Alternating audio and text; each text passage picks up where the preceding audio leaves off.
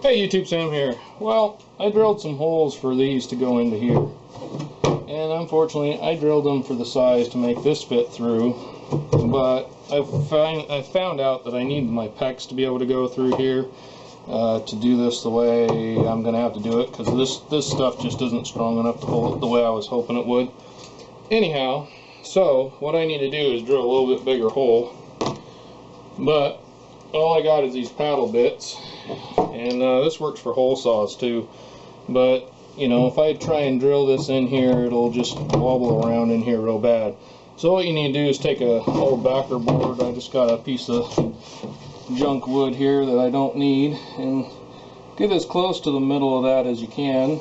This is probably not the safest angle for me to be doing this at. I'll hopefully not go into my hand, but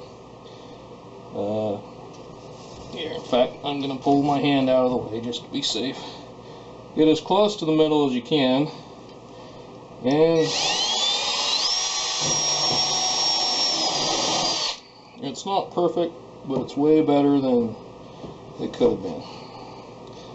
And actually, that did pretty good. It went a little bit lower, so I'll just do this one about the same, go a little bit lower with it.